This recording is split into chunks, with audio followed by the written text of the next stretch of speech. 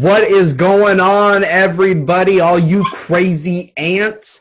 Welcome to another episode of Bring Your A Game. It's me, your boy, Austin Snyder. You can find me on Twitter at AustinSnyder90. That's AUSTINSNYDER 90. And as always, accompanying me, Amar Burton. You can find me at Amar_206, AMAAR_206, like the area code of the best city in the world. Yes. Episode 3, episode 4. 3. Episode 3. Here we are. Dream Team 2, a.k.a. the New Aged Outlaws, a.k.a. LeBro and AB. Let's go. You better believe it. Yes. All right. So we have a new NBA champion, 2020 Los Angeles Lakers, the bubble champ, the COVID pandemic champs. Oh, yeah. The Mickey Mouse champ. Whatever asterisk you want to put on it. the Mickey Mouse champs, the asterisk champs, whatever. They're the champs.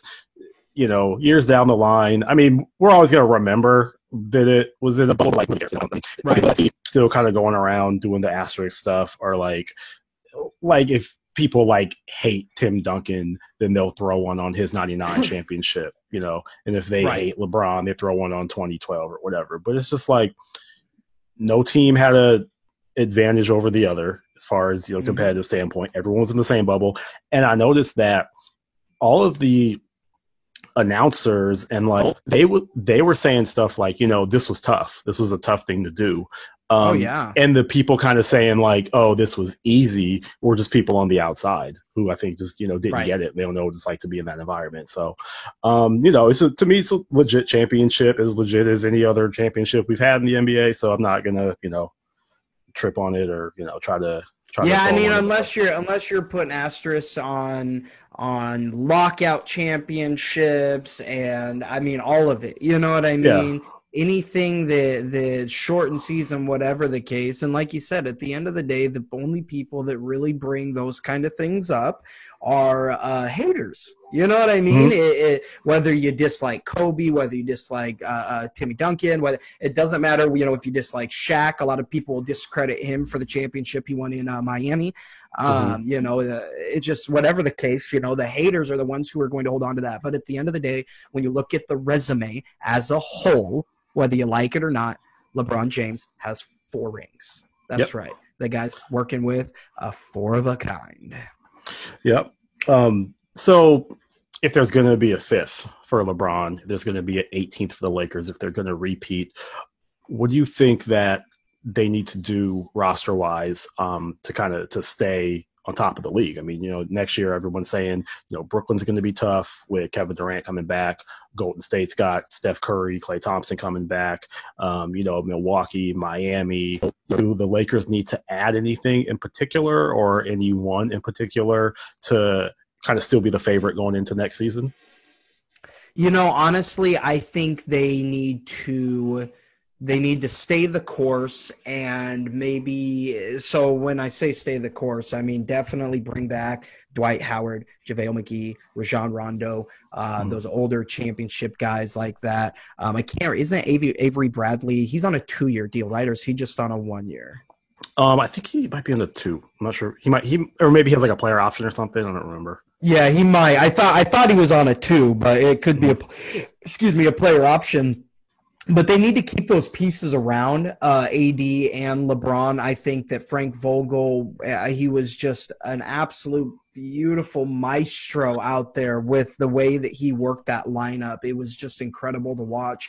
And so I think they have all the right pieces as far as a nucleus or a core. But, you got to kind of rotate out, obviously, the older guys and hopefully to bring in some kind of fresh young talent.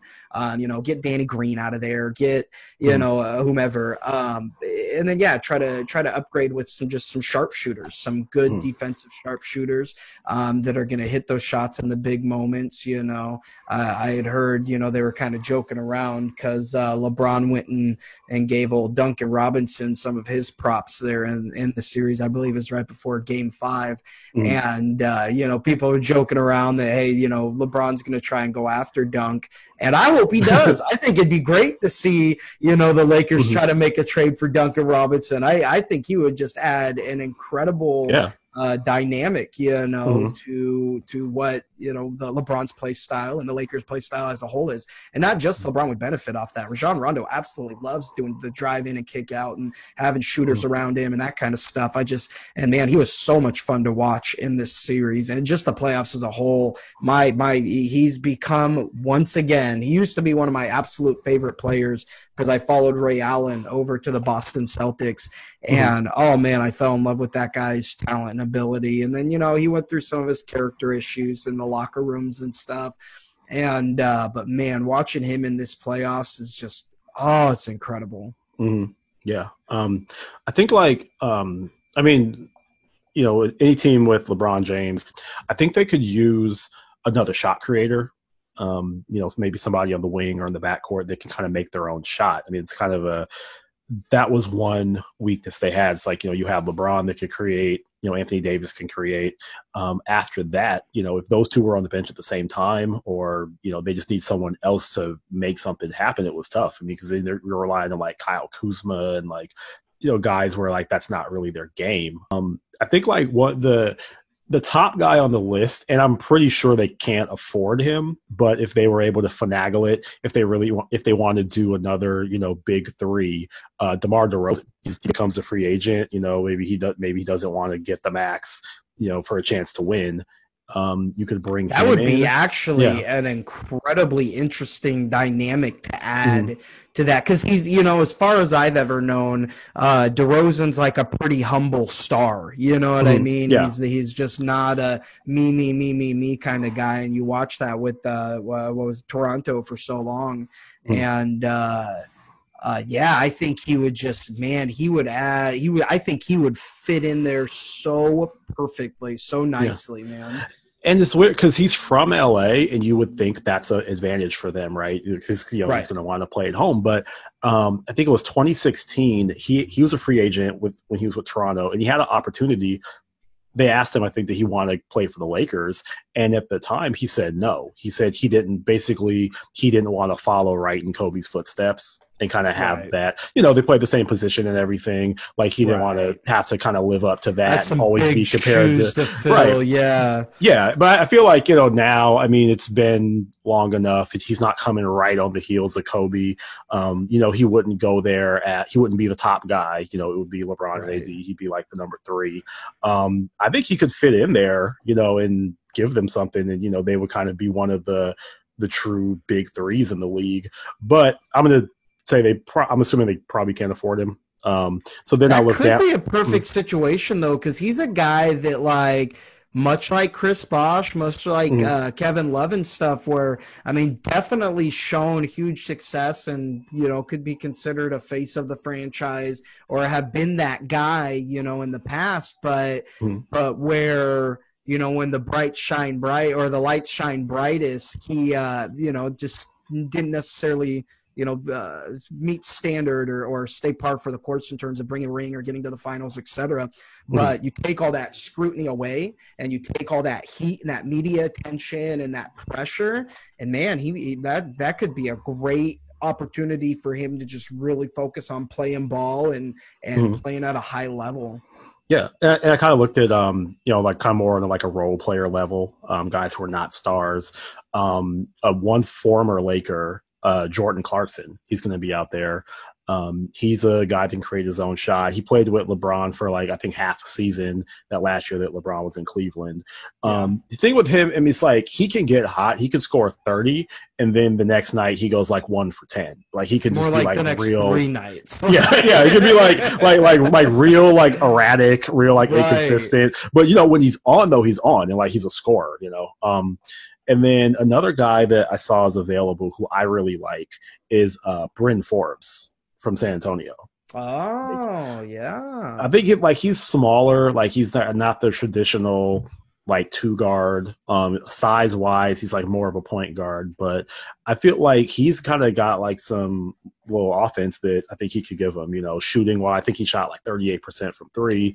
He can create his own shot a little bit. I've seen him, in playoff games like kind of big, regular season games. Like he's been known to kind of hit some big shots. So that could be kind of like a sneaky, underrated signing that like no one makes a big deal about it when it happens, but then he ends up playing like a big role in the playoffs. Well, kind of really, and granted, Avery Bradley being out helped huge, but almost to me at least, in terms of a sneaky, underrated move by the Lakers, I was like getting Alex Caruso really heavily involved this playoffs. That was to me just a really, really incredible move that doesn't get talked about a lot. And a lot of people act like the dude is just, some scrub who happened to benefit from no attention. But man, the kid's a baller. I mean, the guy can play basketball. So, but yeah, similar kind of thing where, they obviously have a tendency or the ability to bring in that kind of talent and let them kind of shine the brightest, especially because again,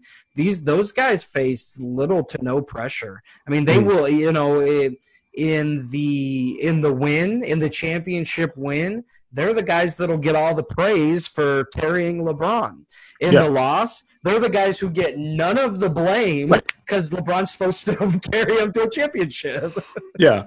And it's kind of funny that, like, everyone's kind of like, get Danny Green out of there now. It's like, because going into the season, he was seen as like this really big, like, X factor signing for them. And, he got the championship pedigree. And, he could shoot, he could defend. He's like this perfect 3-and-D role player that's going to complement LeBron so well.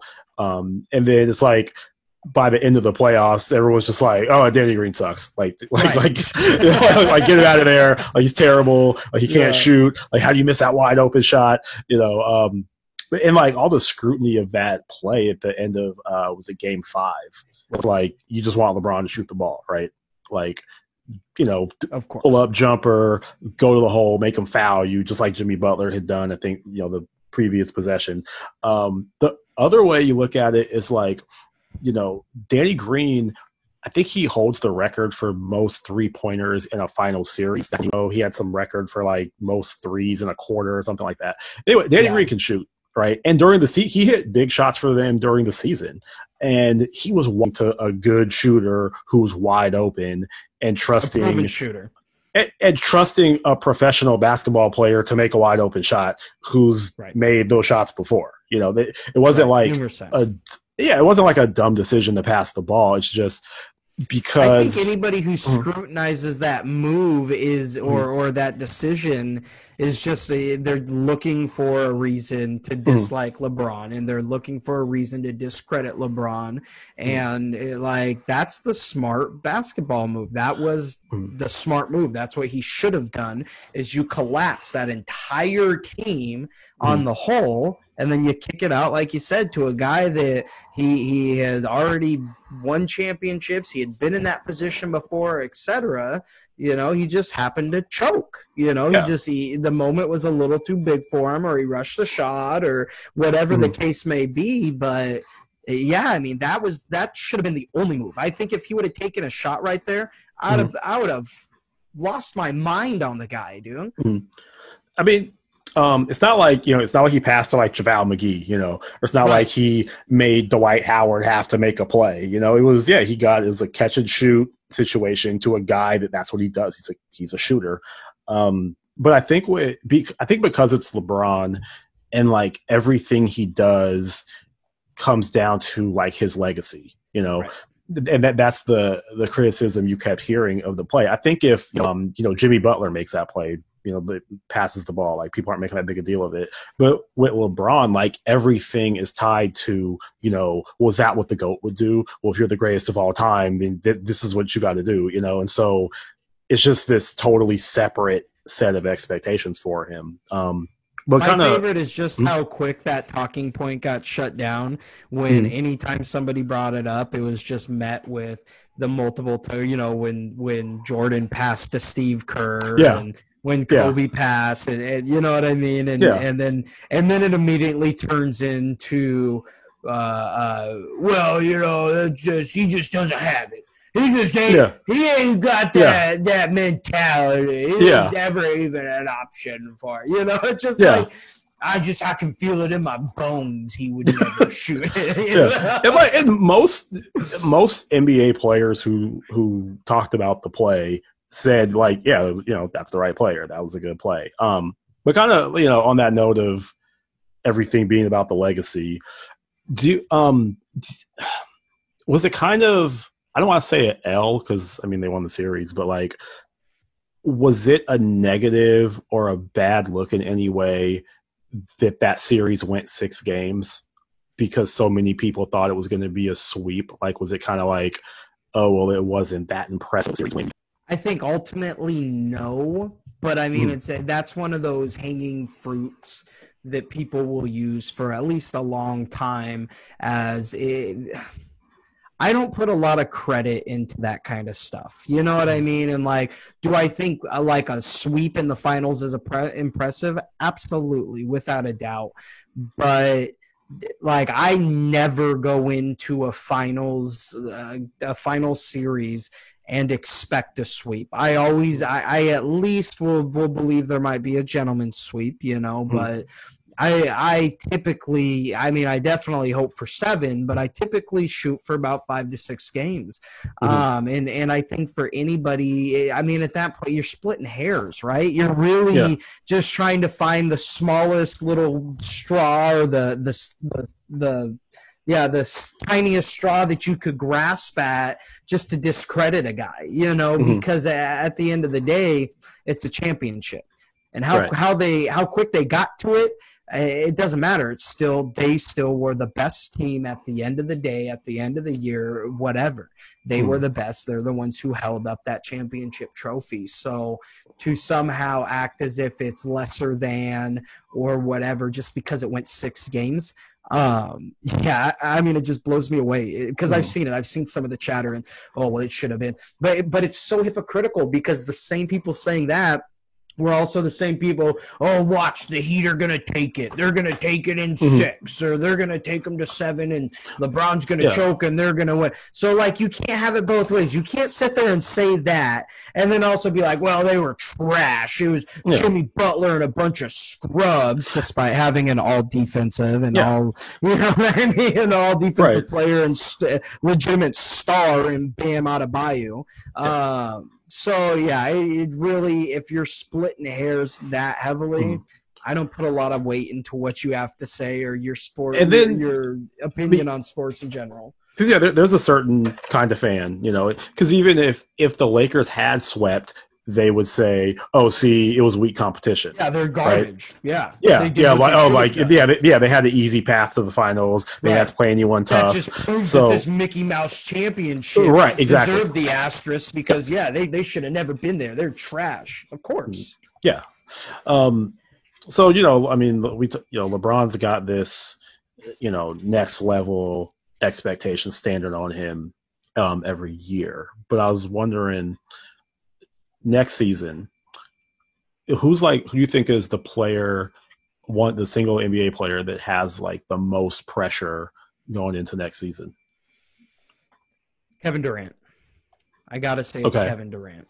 I mean, without a doubt. And the biggest thing is, to me, is like, you know, because I think it was a cowardly move, honestly, but I think it was a smart move for him to sit out the bubble, right, and to just totally disconnect from the season. And the reason why I say that is because it allowed him to stay out of the spotlight, allowed him to kind of lay low, despite the fact that he still wants to talk stupid nonsense with Kyrie. But other than that, it really allowed him to kind of just disconnect from a lot of the things that, you know, caused him to, you know, as some people would say, be thin-skinned or whatever about, right? And so, however, I much like an elephant, do not forget And I do not forget the numerous people that were calling him the best in the world, that were calling for him to dethrone LeBron, that were calling for him to be the next face and the next greatest and the next this. I mean, a lot of people got swept up in this Kawhi Leonard nonsense, right? But, you know, at the end of the day, Kevin Durant was supposed to be that guy. And so he had all of the negative chatter from his move to Golden State, right? That he took the easy way out, that he's a cupcake, et cetera, et cetera, et cetera. And so, personally, what I believe being the biggest reason, a lot of people want to blame it on Draymond Green, but I think Kevin Durant was leaving regardless, and I think that's why Draymond Green acted the way that he did, because he knew no matter what he said, he wasn't going to stay. Kevin Durant wanted to go out, forge his path. He's got his bestie Kyrie Irving over there with him, who, you know, is kind of in that same boat where they just have this us against the rest of the world mentality. And so he's going to have to really, really deliver on some big things, especially being that, you know, for years the East has been called this weak, terrible conference. So if he dominated in the Western Conference like he did, he should be able to go to the Eastern Conference, walk right through to a finals appearance, where then he will hopefully see LeBron James, and then he can cement his legacy by taking another ring away from LeBron James. So I think that much like the media and an elephant, we don't forget these things. And by mid-season, and you know this, Amar, being in the sports media yourself, by mid-season, this talking point, what I'm bringing up right now, will be a heavy, heavy, heavy talking point. Yeah. Regardless of how whether the team's doing well or the team's not doing well, this right here, what I'm saying, is going to be a very, very large narrative that everybody will be talking about. I guarantee it. Yeah. With Kevin Durant, like, I think going back to him going to Golden State, Kevin Durant really values like the friendship and like the brotherhood of basketball. Like, he wants like that family environment. You know, so this is a little backstory. When I was working for Dime magazine back when KD was in college in Texas, and we were going to have him on the cover. You know, because I mean, he was, you know, you remember his year at Texas? He was just killing it. Yeah, I was so upset or so ecstatic. I mean, I don't know why I said upset that the Sonics were able to get Kevin Durant, because I watched his college that year at college, and buddy. I believe like for our magazine, he was like going to be the first college player we'd ever put on the cover, because he was just that good. And so they go down there to do the photo shoot, and he insisted that his whole team be on the cover. Not the whole team. It was like the starting five or whatever. Insisted that his teammates be on the cover with him. He was like, I don't want to be on the cover by myself. I want my boys to be with me, because it was like DJ Augustine was on the team. Yeah. Like AJ Abrams. And, you know, he loved it at Texas. I mean, you know, obviously, I mean, he wasn't going to stay beyond his freshman year, because, like, why would he? Right. But he would go back. An option. Yeah, but he would go back to Austin in the off seasons and like work out there and like just hang around campus. Like, he loved that atmosphere. And then when he got to Oklahoma City, they had this like family, you know, kind of college frat house type environment with that team. And I remember when they traded Jeff Green, that was like a big deal, because Jeff Green was like the kind of like the big brother. I mean, he wasn't that much older than them, but he was kind of, you know, like the big brother, big cousin of that more group. Seasoned in the league, and yeah. Well, they came in the same year, but Jeff was like a little older than KD, because he had been in college for like 3 years, I think. That's right. Yeah. Yeah. So it was like, but they had this really tight unit, and when they traded Jeff Green, like that, like from everything that I was told, you know, from people who know Kevin, like that hurt him, you know, and that was that first, you know, the NBA is a business moment for him. And I think that kind of opened the door for him to eventually go to Golden State. When he goes to Golden State, a big part, people talk about Draymond recruited him and Curry and all that. A big factor in that was Andre Iguodala recruiting him, because him and Iguodala had become friends when they played for Team USA.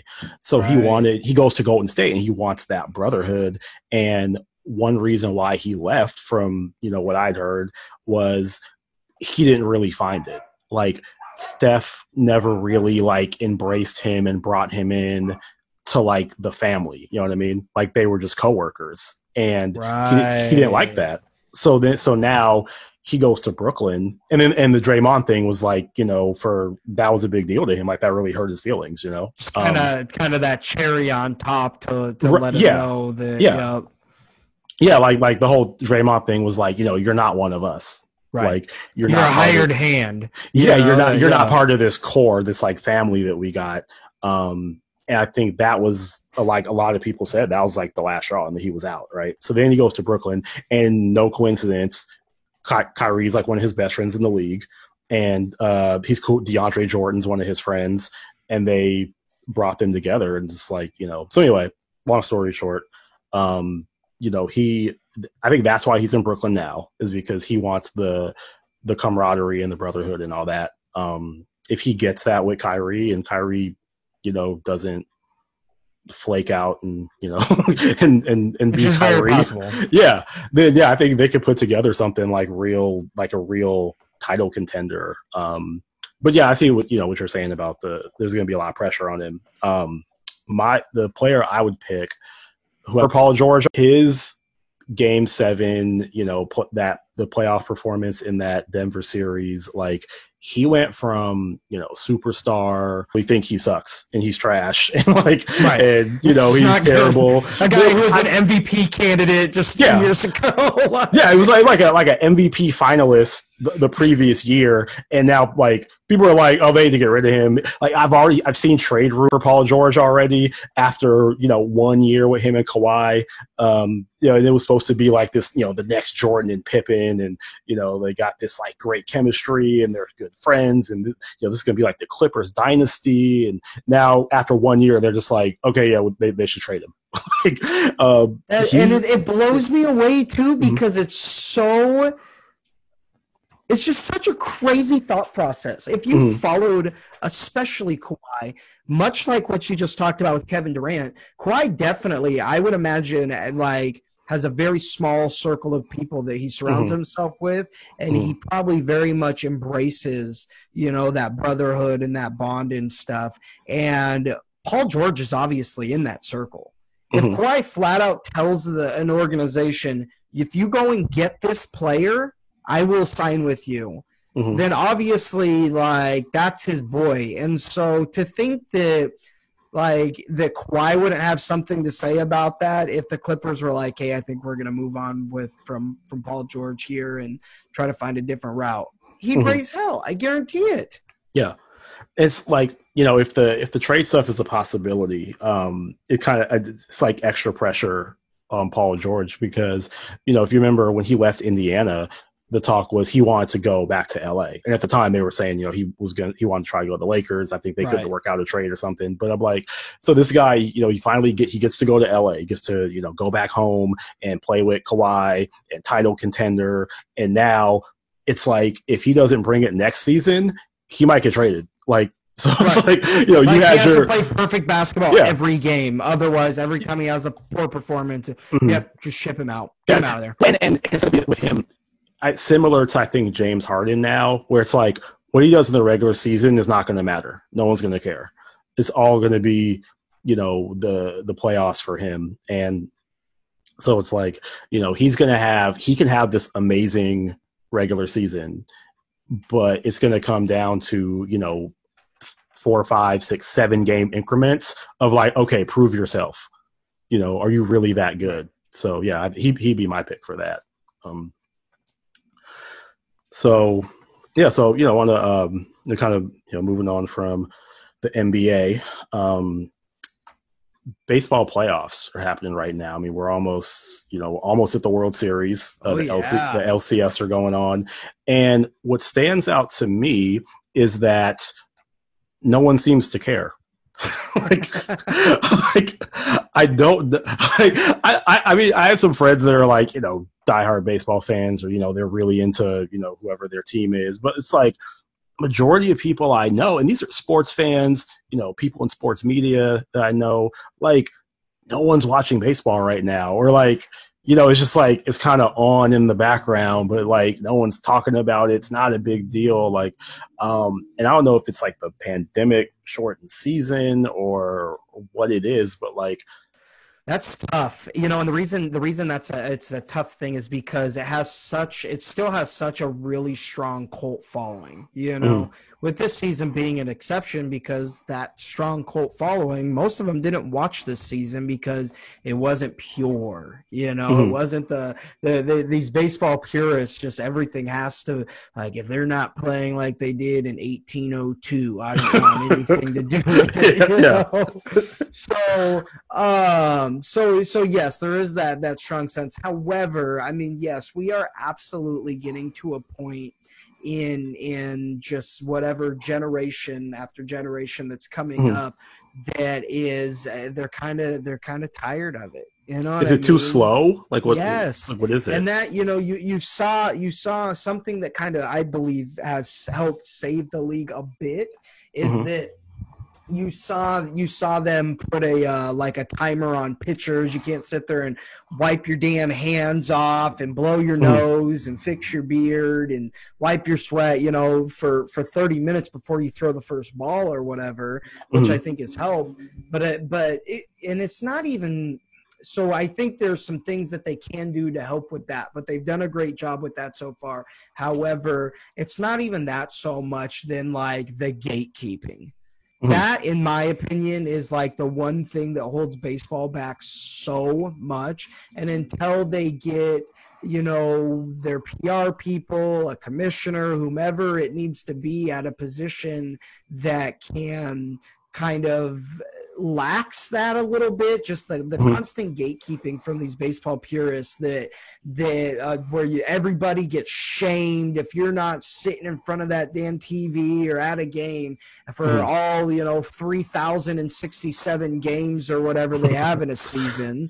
I know it's 162, by the way, for those of you watching. But if you're not doing that and you're not wearing, you know, a 30-year-old jersey that has a mustard stain on it, and if you can't understand the nuances of the battle of moving your jersey around for 10 minutes before throwing a ball, and if you can't understand the beauty and art in it, then get out of here. You know, it's just it turns so many people off. And so if it's sad that NASCAR has started creating a more inclusive and better entertainment value product than Major League Baseball has. Yeah. Like, they're just this stale, consistent, like, guys, come on. Yeah. Really, like, show off your superstars. Let's get it going. Yeah, and NASCAR, you know, you bring up a good point. NASCAR is just as long as baseball. You know, a NASCAR race, it's 3 hours, you know, sometimes longer.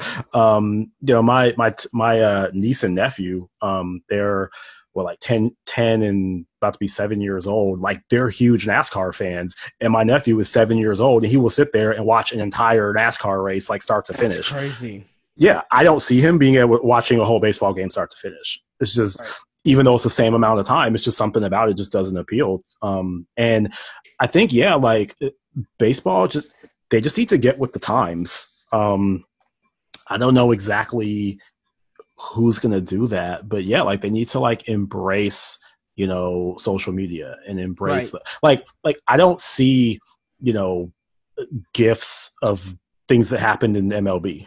Like I do with NBA, you know, or memes, I don't see memes. I've never heard of MLB Twitter. Like, you know how there's like the NBA Twitter, that like subculture, like NBA Twitter. I've never heard of like MLB Twitter or baseball Twitter. Maybe it exists, I don't know, but I've never heard of it. Like, yeah, like, you know, I don't have to watch. I could watch 0 games on the NBA schedule on a nightly basis, and I'll still kind of find out what happened because people will be talking about it on Facebook, on Twitter, on, you know, Instagram. Like, you'll see, I don't know what's happening if I don't decide to watch games and decide to watch, you know, Sports Center or Baseball Tonight or whatever. Well, like, and there's never really a ton of like, when's the last time, other than, well, I guess the whole Houston fiasco, but other than that, when's the last time you saw a really good, solid, strong positive narrative come out of baseball. You know what Right. I mean? Yeah. Other than steroids, Houston cheating, etc. You know, where you have like in the NFL, like the Russell Wilson storyline, where this guy is just like on this war path and carrying his team, and it's a great story to follow. Where even if you're not a Seahawks fan, you're trying to at least go on social media and follow along to understand what's going on. Or Alex Smith coming back, or I mean, just whatever, you know, all these incredible, you know, Dwight Howard winning his first ring, the Jimmy Butler storyline, the Denver Nuggets storyline. I mean, there's just, when's the last time you've heard a really good, positive, fun narrative to follow along with baseball? And if they're out there, then it's a problem that it's not so widely discussed that just the most casual fan can understand it and talk about it. Yeah, and you know, like you said, they need to market their superstars, because I'm sure those stories are out there. We just aren't hearing them for some reason. It's weird, you know. I think about it from a media perspective. I know for the longest time, traditionally, the baseball beat was like the beat that reporters wanted to have, right? And baseball writers were kind of like, you know, they were seen as like they were the best writers at the newspaper. You know, the most talented journalists covered baseball.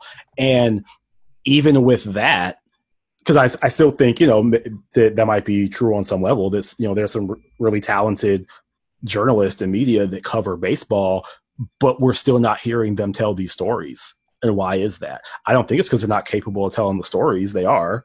It's just like, but it's just something about the league. I don't know if it's the league or the game or what. It's just, yeah, I know we had this discussion about Mike Trout, I think on the first episode. You know, he's the face of the game, but if not him, who's even in the discussion? How many players, you know, we could talk about the NBA and there's several guys that you could say, you know, this guy's like he's a mainstream, well-known, global star.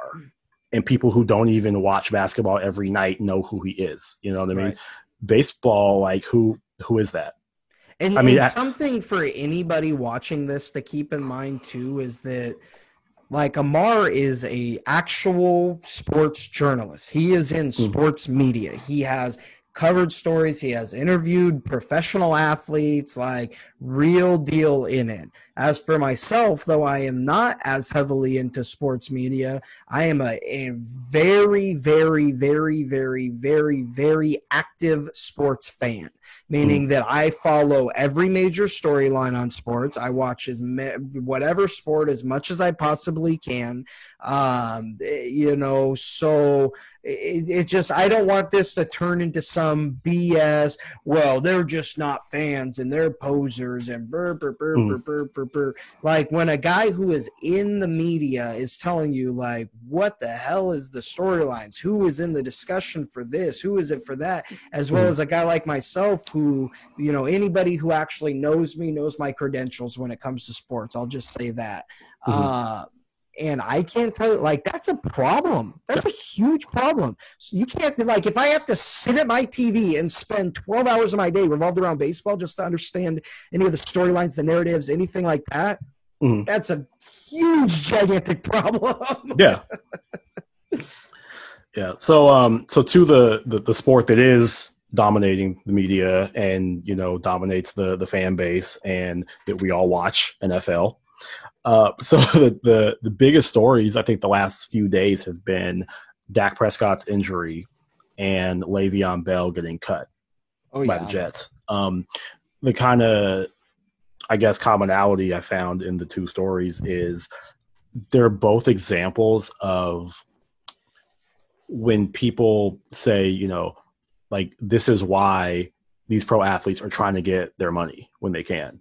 You know, exactly because of this. Because you never know when you're gonna break your ankle. You know, when your foot's gonna fall off your leg and you can't play anymore. You know, Le'Veon Bell, like, you know, people want players to, you know, like take less money for the team and, you know, like take a salary cut and, you know, all that. But when the team doesn't want you anymore, they will cut you. And that, you know, without a doubt. People want athletes to be loyal to teams, but teams are not loyal to athletes. You know, the Jets got Le'Veon Bell last year and made him the highest paid running back in the league, and he's supposed to be this, you know, featured performer. And, you know, obviously it didn't work out. Like, him and the coach that never got along, and you know, he didn't really fit into the scheme, which I'm like, how do you not find room for Le'Veon Bell to, like, come on, you know, like, who was labeled the best running back in the league when he signed with you, like most talented back in the league, like, you know, can do pretty much anything you want him to do, and you couldn't find a place for him. Like, I don't get that. But anyway, when the team decides they're done with the player, they just get rid of him. You know, they were trying to trade him. They couldn't, I guess, find a trade partner who wanted to take on all that salary. So they just cut him. And it's just like, yeah, that's why, you know, the injury possibility that we saw was that with Dak. And then, you know, just knowing the team will get rid of you whenever. It's like, why I don't bash athletes for this, for wanting to ask for as much as they can get and wanting to get paid. Yeah, I agree. And keep in mind too that they're not just cutting them, but these teams, 7 times out of 10, maybe even 9 times out of 10, but at least 7 times out of 10, will find any loophole that they possibly can so that they do not have to pay these players even their guaranteed money. Guaranteed, meaning when they signed this contract, they said, no matter what, guaranteed, this is your money. And then they'll say, well, wait a minute. This was all that stuff that we said down below that you didn't read, and that, you know, we're going to try to use to back out of paying you any of that money regarding, you know, depending on the circumstance of you leaving this team. But I digress. I am very pro player. Very, very pro player. When Richard Sherman decided to sign with the 49ers, as much as I hated seeing him put on that jersey, I was happy for him. Get your money, especially in football. What most people don't understand is that the NFL and the professional football is out of the 3 big sports, football, baseball, basketball, that is the only one where the contracts aren't fully guaranteed.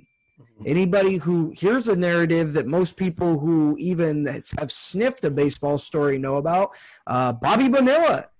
Everybody knows about Bobby Bonilla. Guess what? The guy still collects $1 million every single year because his contract was fully guaranteed. Yeah. Ken Griffey is still collecting Mariners paychecks, as is Ichiro. Yeah. Alex Rodriguez is still collecting New York Yankee paychecks.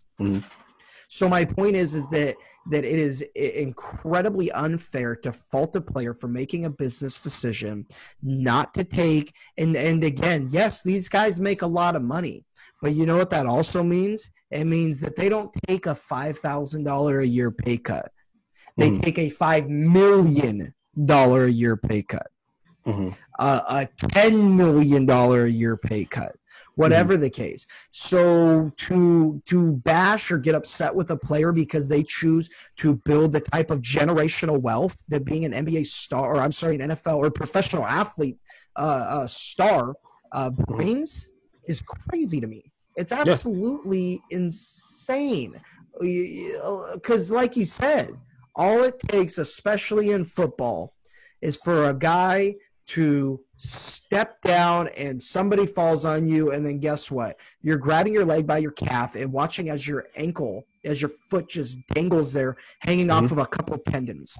I mean, that was just so heartbreaking to watch, man, because I just hate it. I hate to see that, because these guys put so much into their craft, so much. I get asked, and I'm going on a bit of a tangent, so I apologize, but I get asked this question a lot. Why are you so into sports? Why are you so into, you know, these guys get paid millions of dollars to play a game. These guys spend every day of their life, every morning. Most of these guys. There are exceptions to every rule, but these guys, for the most part, spend every day of their life waking up at 3, 4 o'clock in the morning, working out, working their tail off, getting a sweat on, all that stuff, watching film, doing all this stuff, all before we're even waking up to have our first sip of coffee.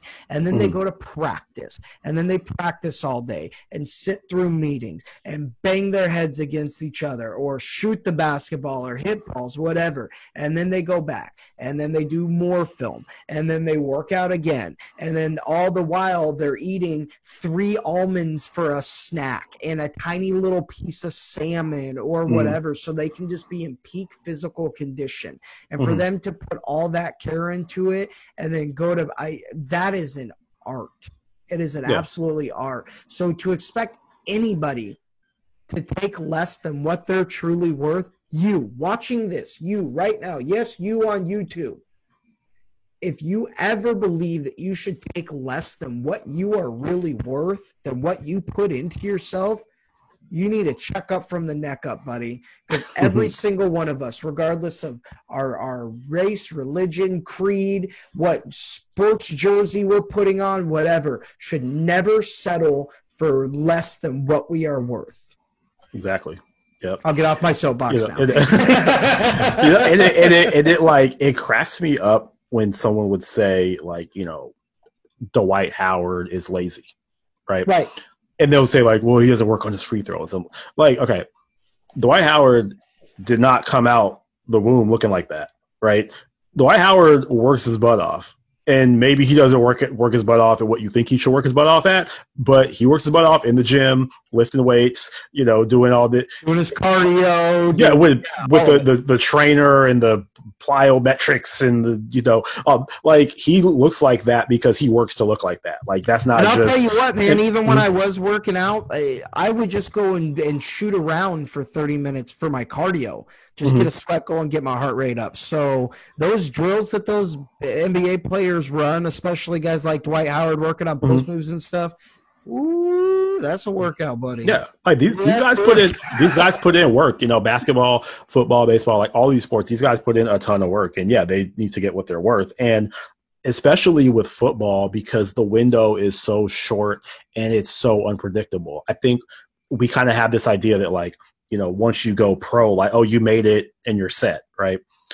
And when I think of that, I think of like Robert Griffin III.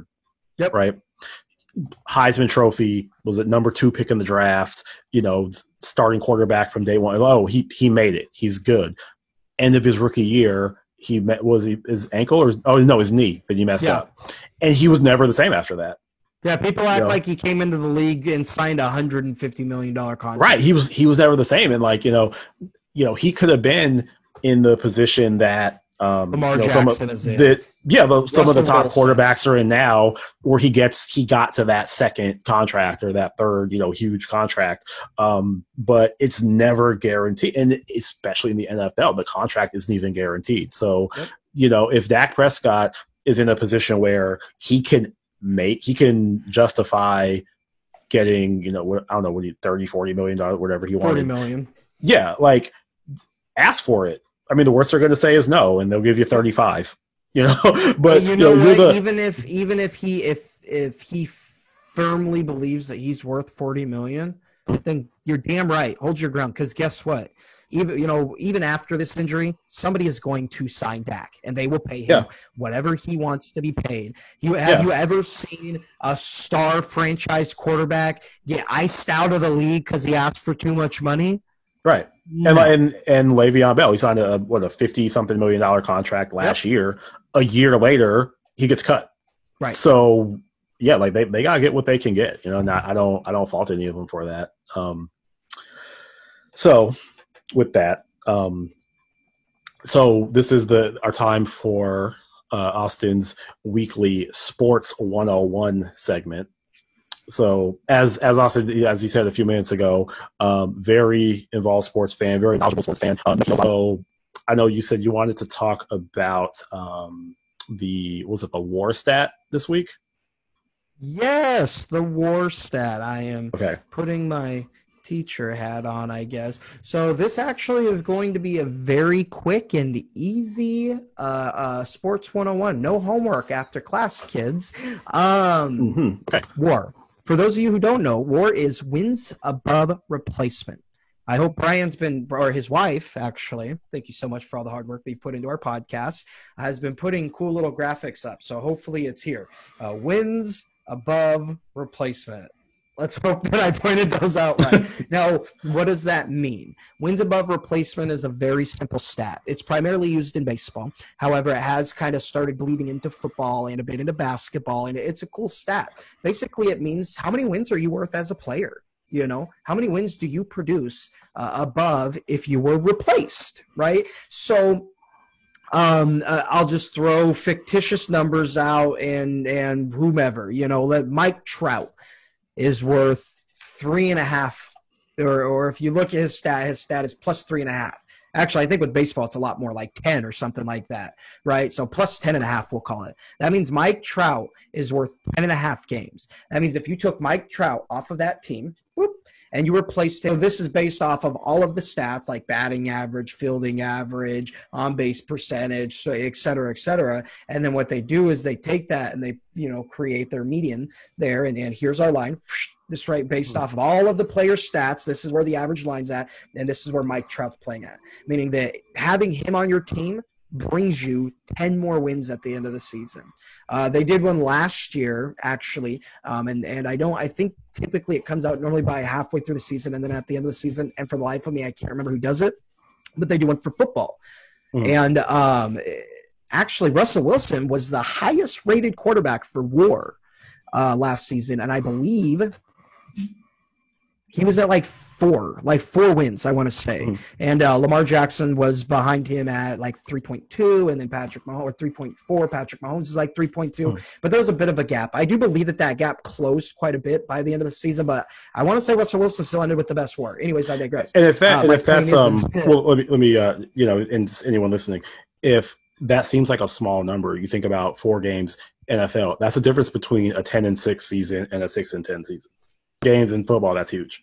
Anyway, okay, go ahead. Oh, yeah. I mean, huge. Yeah. I mean, we're talking about a league where, you know, one game could mean the difference between winning your division and going and getting a bye week and playing at your home field throughout the entire playoffs, or going all the way to the bottom and having to play on wild card weekend and then having to play on the road through your entire play. You know what I mean? So, yeah, 3 to 4 wins, and that's like Hall of Fame kind of WAR that you're seeing. Basketball, I can't remember the last time I read a basketball article on WAR with it, but it is something that has bled into the NBA with all of your biggest players. Those games are, I want to say again, you're typically like 5 to 8, whatever the case. So, and again, this is wins above replacement. So these numbers, no, Mike Trout is not worth 100 wins or whatever, right? What it's doing is it's taking a baseline for this player at his position and what is the average across whatever league this is that we're talking about, right? And then based off of how much better he's playing, well, what this average number is it's X amount of wins, right? Let's use football just because, like you said, it's 6 wins based off of the team that you have and the WAR of each of those players, because some players have negative WARs. Some players are that terrible that, like, they literally cost you games, right? So here's the team you have and the people on your team, et cetera, you should be a 6-win team, right? But because Russell Wilson is so good, he is not only providing those same 6 wins, but he's also adding 4 wins. So that's 4 more wins above his replacement, right? So again, keep it. Go ahead, Omar. I was going to say, so you went from Cleveland Browns to now you're in the playoffs. Right, exactly. Right, but yeah, exactly. Yeah. You went from being the laughing stock of the league to a playoff contender, right? That's huge. And so, yeah, I mean, again, we'll keep this one short, sweet, and simple. WAR, wins above replacement. It is an incredible stat. One that should hold a lot of weight in any conversations that you folks have regarding sports. Track it, know it, understand it. It's a really fun stat. The replacement player, you know, that baseline, the average, is that kind of like if you did, you know, create a player on NBA 2K and you just made someone that was like completely average, like this is the hypothetical totally average the NBA player overall across everything. Yeah, right. Yeah. That's the line, and then Damian Lillard. Okay, so if you had Damian Lillard versus that guy, that average creative player guy, right? Okay, right. Okay. Yeah. So what it does is it because anytime it just takes the cumulative war or average war, right? Of with like basketball, hey, the four guys on this team provide this much, right? Or based off of who is on this team and the type of war that they have, right? This is the number that you should be at, right, for wins. And this player is playing so much more exceptional or whatever, or so terrible, right? That because of his play, it's adding, because it's so much more above average, it's adding those wins, or it's taking those wins away because they're just bad. So okay. I'm gonna keep my kind of like you did. I'm gonna keep my segment a little shorter this week, just in the interest of time. So, this is the one where I kind of am giving you a sneak peek of the sports athletes teams that I'm going to be telling my kids about, because my two boys they're infants right now, that I'm gonna tell them about when they get a little older. Kind of like my dad told me about sports, foster my love for sports. So, and you know what? On that note, because our first episode I talked about the WNBA and the Seattle Storm, and I don't think we've mentioned since then that the Seattle Storm did win the WNBA finals. They picked up the franchise's fourth championship, Sue Bird's fourth title, Breanna Stewart's second finals MVP in a row, or second of her career, not second in a row, sorry. So yeah, that happened. So the City of Champions over here in Seattle. Hell yeah, man, right? We got to get and shame on us for not making a bigger point to congratulate them, because you and I are both like I would say that we both consider ourselves fans of the WNBA, Right, so right. but yeah, that I actually was really, really proud of them. That's so incredible, bringing a fourth ring to Seattle. They do not, they like we said before, even in that your first segment of that, the Seattle Storm is the most decorated pro sports franchise in Seattle, and they deserve all the love and praise and support and fandom and everything else that the Seahawks and the Mariners and the old Supersonics used to get, because they just keep bringing it, and that team is just contending year after year after year after. I mean, they are a juggernaut in that league. Yeah, it's kind of crazy to me, like how Sue Bird she's covered like each era of the franchise. Right. She was there for the Lauren Jackson. She's there for Breanna Stewart. It's like, what's she been in, like 17 years, I think. She's just like this, like the classic, quintessential point guard. Right. I was trying to think of like an NBA comparison for her, and it was like Tony Parker was kind of coming to mind. Like, that doesn't just like dominate games, but is just always there, always consistent, right? Always reliable. And I feel like with a point guard, that's what at the end of the night, you look at the stat sheet and you're like, oh damn, she did have a good game, didn't she? yeah, and it might be like, sometimes you look at the stat sheet, it's like, she had 10 points and 5 assists, and it's like, it on paper doesn't look like much, but if you watch that game, you saw her impact on it, which is actually a good lead in to who I'm going to talk about for this week's segment. So the person I want to talk about this week, who I'm going to tell my kids about, is Rajon Rondo. So backup point guard in the Lakers, won his second championship this year.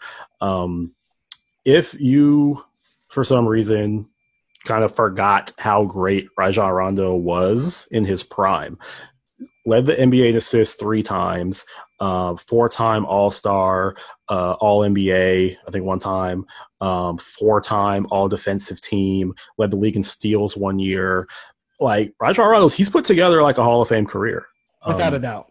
Yeah, and I think, just the way that I think he won his first championship with Boston, They brought in the big three, and he was like the other guy. He was like keep in mind too, he was moving up the leaderboards in like playoff assists and playoff steals, and he was working his way past some pretty legendary Hall of Fame names when it came to the playoffs and finals. So yeah, and even in the latter stages of that Boston Big Three era, by the time that they kind of had their last run, he was like arguably the best guy on the team. I remember him putting up some crazy monster triple-double stat lines. Those series between them and Cleveland during LeBron's first run in Cleveland. Rondo was he was the guy. He was putting up some huge games. And he kind of bounced around. You talked about it earlier in this episode. He bounced around a little bit, kind of in the middle there. He kind of clashed with some coaches and clashed with some teammates. Rondo's another guy that I did get to work with him a little bit, earlier in my career when I was living and working on the East Coast.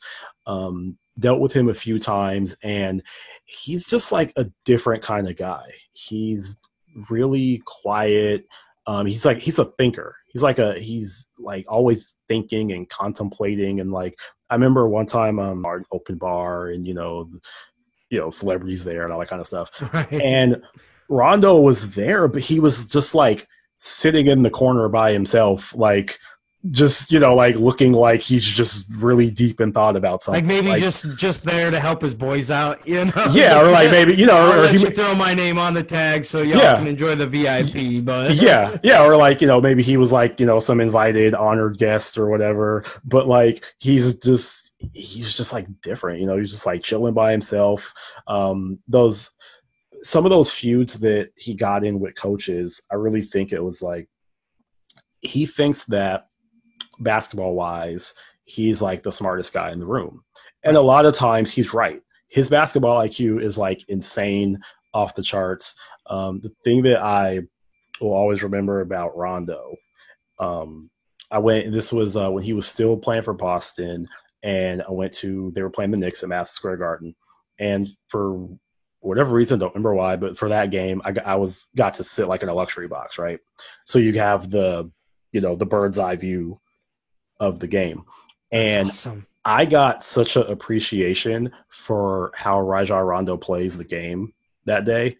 I've never seen somebody manipulate the defense and manipulate his own teammates to set up buckets like he did.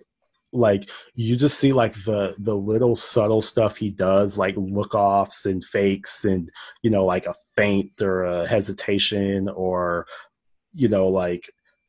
and he was moving everybody around with his eyes and with his handle and with just a little move over here, and you would kind of start to see what he wanted to do. And he's okay, I want to get Garnett over here for this jumper, but this defender's a little too close to him, so let me just do this little shoulder thing and get that guy to back up a couple of steps, and then I'm gonna hit KG for the shot. Right. It's one of the things that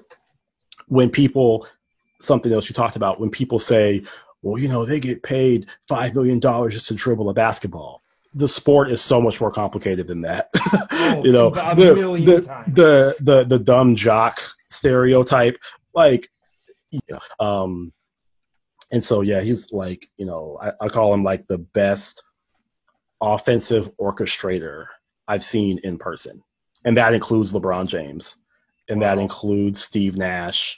Dwayne Wade. I've seen some great point guards and some great playmakers pass it. Kobe Bryant. The one takeaway when I saw him play in person for the first time was how good of a passer he was. Yeah. And he never got enough credit for that.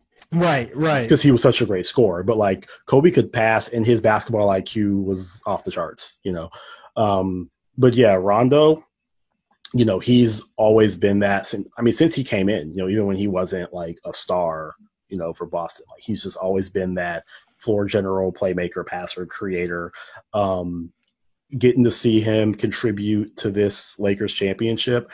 When they first brought him in last season, I was really psyched because they had LeBron, Rondo, and Lonzo Ball on the same team. And I like a great passer, right? I was just like, oh man, this team is going to be like so fun to watch because all those guys are like phenomenal passers. And I'm just like, man, if they could find a way to get those three on the court at the same time for some stretches, like, man, it's going to be like the Globetrotters, right? Hell yes. You put like Rondo at point and like LeBron at like the 4. And I always thought Lonzo Ball could be like this, like a Sean Livingston type, like a small forward almost. The way Livingston played for Golden State. Yeah, what Livingston was for Golden State. I thought Lonzo could have been that for that Lakers team with LeBron, because you're not going to play point with LeBron, Right. But anyway, so I was just like, man, this team's going to be like the most fun passing team ever, and it didn't work out. Everybody got hurt. But all three of those guys got hurt that season, and then they traded Lonzo, and but they put together this championship team. They bring Rondo back, which great, just great that they had him. And you saw in the playoffs, there's the playoff Rondo that we've seen along the way, how he just steps his game up in the postseason. We saw him I remember when he was with New Orleans, and Rondo outplayed Lillard, like just he was incredible. And, this playoff run with the Lakers, it's like stat-wise, he only had a couple of big games. I mean, when they clinched the title against Miami, I think he had like 19 points. I think at one point he was like 8 for 8 shooting.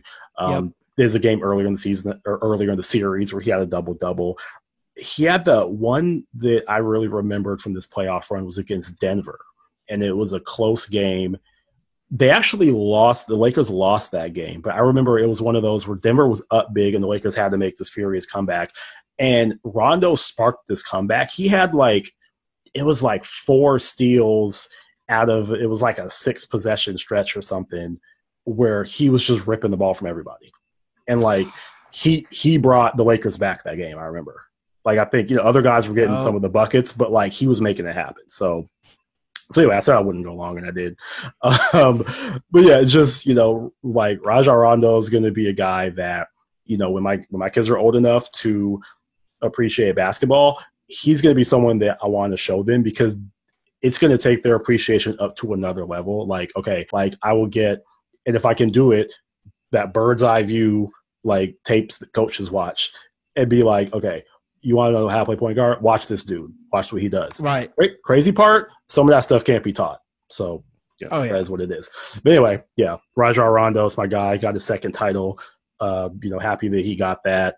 Already a Hall of Famer, but kind of puts a capper on it. So. Oh, without a doubt. Without a doubt. Yeah. So that's that for this episode. Last thing I wanted to get into, second to last thing. So we explained this last week, but the way that Austin and I met was in these Facebook sports groups. And one thing that we kind of first, I think, started, kind of talking to each other on and realizing that we kind of share some of the same, viewpoints was with some of the people in these groups make these I don't like calling people dumb.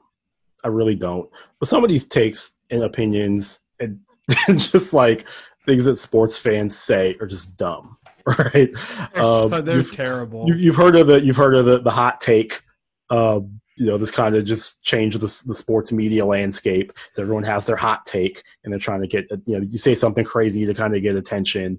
So these are the cold takes that we wanted to focus on. Say something crazy to get attention, and it just totally falls flat.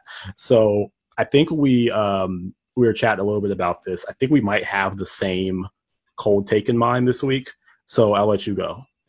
That we do, Amar. Earlier this week, after Game 5 of the NBA Finals, we had a cold take that proceeded to let everybody know that after Game 5, Jimmy Butler has cemented himself as a top 5 player in the league and has, at the same time, dethroned LeBron, kicked him out of the top 5 elite club, right? Mm-hmm. And has shown everybody that he is a better player than LeBron James. He's just a better player in the NBA right now than LeBron James. He's top 5. Mm-hmm. He's top 5 in the league now. Yeah, Jimmy Butler. Now, Jimmy Butler overall had a great finals. Deserves all the respect. Absolutely. Had the way he performed. Had a great playoff run. It really didn't help this because I don't think anyone expected Miami to win, but really didn't help this cold take that in Game 6, Jimmy Butler turned around and he had like 12 points and a negative 18 plus minus. Yeah, so I'm like, just like, shit the bed. Yeah, I'm like, okay, top 5, like, yeah. And the way that I remember that I read that comment was, it was that Jimmy Butler was now better than LeBron, and he's in the top 5. And I think this was coming from somebody who maintains that the Lakers, were this dominant team because they had 2 top 5 players.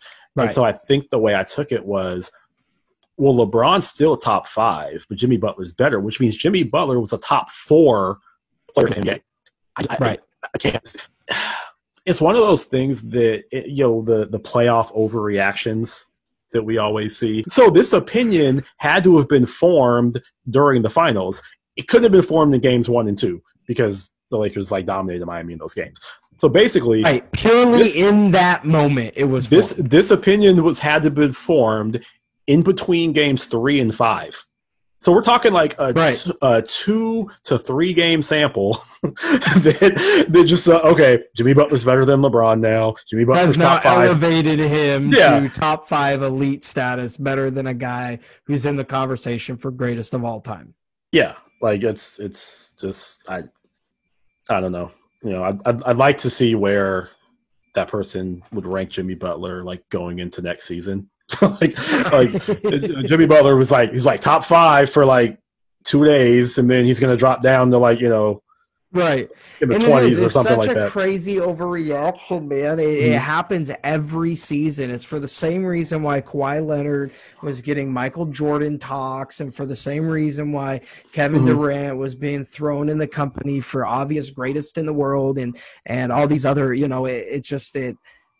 man, let's look at some consistency. And the consistency tells you that though Jimmy Butler has made every team that he's been on better, he has never gotten to the finals before. He has never really made super deep playoff runs before on teams he's led. So yes, they've been consistent playoff contenders, right? But other than that, he's never really been a true championship contending superstar-esque player. So let's pump the brakes. Maybe he's pushed himself in that top 10 to 15. But I think top 10. I'll give him that. I think that had a lot to do with the fact that LeBron was involved. And there's always from a certain fan base, there's always this rush to get LeBron out of there and crown the next guy is better than LeBron. Because I noticed, you look at the Denver Clippers series, right? Jamal Murray was a beast, right? And he was just as good as Jimmy Butler was against the Lakers. Oh yeah. Nobody said after that series, "Oh, Jamal Murray's better than Kawhi Leonard now." They were still trying to decide if he had established himself as a star in the league. Right. And the guy scored 150 points in 3 games or whatever. Yeah, there wasn't this rush to say, okay, Jamal Murray had this great run of, a handful of games. Okay, now he's better than and Denver beat the Clippers. So and people still didn't rush to that judgment, I think, because they weren't in a hurry to get Kawhi off of the perch that he's on. People can be more reasonable and realistic when it's involves a player that they aren't so emotionally invested in. And so I think that take on Butler had a lot to do with the fact that it was LeBron involved, Absolutely. Yeah. So, but this, it's never going to stop. The cold takes, the crazy opinions. The last thing I want to ask you, and we don't have to debate this. I just want a name for you, or a name from you, right? So for our viewers and listeners who follow pro wrestling, they will know WWE had their draft over the last week. It's an annual thing they do. They redraft the roster and they reconfigure Yeah. They and I remember when the first draft they did with between SmackDown and Raw. Oh. Yep, and that's how they're still doing it. So what I wanted to ask you, if we go every wrestler all time, past or present, dead or alive, is in the pool for a draft, and you've got the first pick, who's Austin taking? Oh, Stone Cold Steve Austin. Okay, I'm taking The Rock. That would have been that was like my one. That's why I went, it was between one of those two, but Stone Cold Steve Austin was just like, oh man, that was the guy. When I was into sports or into wrestling, I was obsessed with him. I absolutely loved the gimmick. I loved just all of it. He was such a badass. He was a man's man. I always wanted more, and The Rock definitely, similar kind of thing. But yeah, Stone Cold was just it for me, man. Favorite wrestler of all time, absolute amazing. So yeah, and the thing with The Rock is like his run wasn't really that long. Right. But he wasn't in the business for too long because he got out and he, ended up doing movies and became the biggest movie star in the world.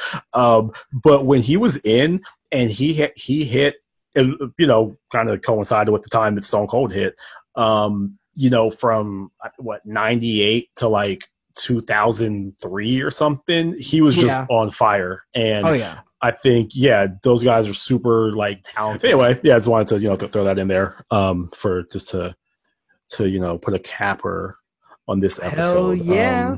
So you can go ahead and take us out of here for this week. Well, that's it, guys. We did it. Week 3. It is in the books. So make sure that if you haven't already, hit that like button, that little thumbs up, hit that subscribe button, and hit that little dangly bell that's right down there. So then you can turn on live notifications. So every time Crazy Ant Sessions posts up a new episode of Bring Your A Game, the Starting Five, the Capital Report, and the tons of awesome, amazing variety that we're bringing to the channel, you can be notified. And you can make sure to tune in. And again, as always, when you come to this show, you better bring your A game. Peace. All right, peace.